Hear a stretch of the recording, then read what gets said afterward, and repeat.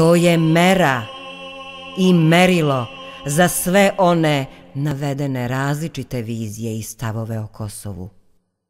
Vekovima, pa i danas, u srpskom narodu jedni se svrstavaju pod izdajnički barjak Vuka Brankovića, drugi pod krstaš barjak Boška Jugovića i kneza Lazara. Jedni Kosovo posmatraju samo telesnim očima i mere ga materijalnim vrednostima, drugi probuđenim očima duše i mere ga večnim vrednostima. Vaistinu, koliko je duša pretežnija od tela i telo od odela, toliko je i stav onih drugih prema Kosovu uzvišeniji od stava onih prvih.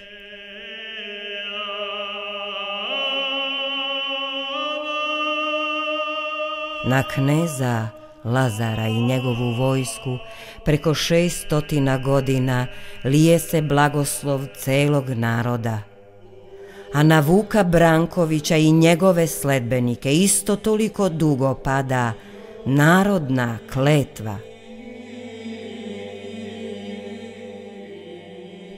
Primer kneza Lazara budi u nama ponos i oduševljenje za iste ideale za koje je on mučenički postradao. A primer Vuka izaziva osjećaj stida i srama što se u našem rodu našao i takav izrod. Neko je negde rekao da smrt čoveka najčešće liči na njegov život. To podjednako važi kako za velike pravednike, tako i za velike grešnike. Pravednici usnivaju u Gospodu, zaspao je snom pravednika, veli naš narod, dok je smrt grešnika ljuta, jer ko se maši noža, od noža će i poginuti.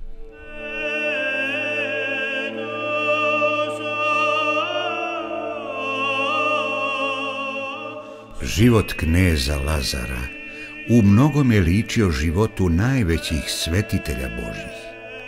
Po njegovim biografima, kao i po bogoslužbenim pesmama, ispevanim kasnije u njegovu čast, on je bio blag, krotak, ukrašen nezlobivošću, istinom i pravdom, bio je oko slepima i noga hromima, potpora starima, bio je, kako veli njegov savremenik i biograf patrijarh Danilo III, od detinjstva mnogo u svim dobrim delima ukrašen i svim vrlinama pokazivaši se plemenit, veleuman i mužestven.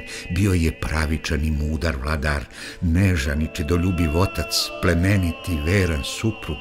Na svim poljima života živo je delao i evanđeljski. Jednom rečju, on je u svome životu ispunio u celini evanđelje Hristovo.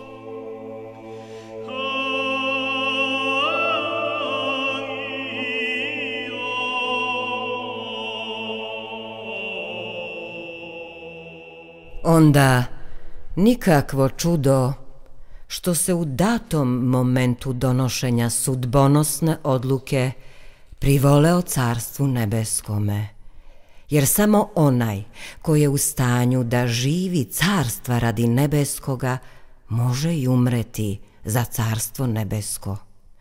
To kosovsko, vidovdansko, lazarevsko ogledalo i danas je pred nama.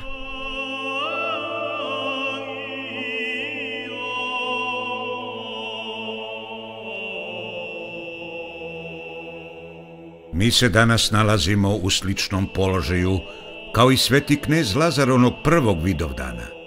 I pred našom generacijom današnjih Srba stoji isto sudbonosno pitanje: kome ćemo se carstvu privoleti? 17. mart 2004. Šta je bio do drugi srpski Vidovdan? Najnovije, ali se ne zna koje je po redu masovno postradanje Srba na Kosovu. To postradanje traje i dalje. Srbi se ponovo svrstavaju u dva tabora, staju po dva barjaka. Oni koji podižu sidra svoja, prodaju svoje imanja, kuće, stanove i odlaze sa Kosova idu pod barjak Vuka Brankovića, prodaju i krčme srpsko Kosovo. Oni pak, koji odolevaju i istrajavaju na strašnome mestu, jesu potomci i sledbenici čestitoga kneza.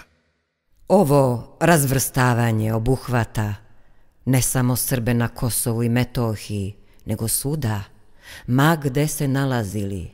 Pred svakim Srbinom, ma na kom mestu živeo, ma na kom položaju bio, stoji vidovdansko, kosovsko ogledalo.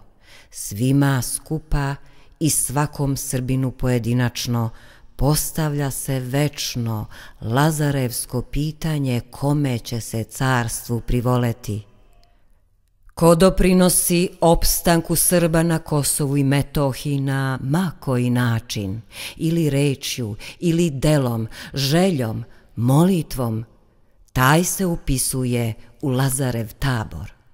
Ko pak opet doprinosi na ma koji način, glasom, pristankom, potpisom, izjavom, nestanku Srba sa Kosova i Metohije, on je zajedno sa Vukom Brankovićem iza Goleš planine.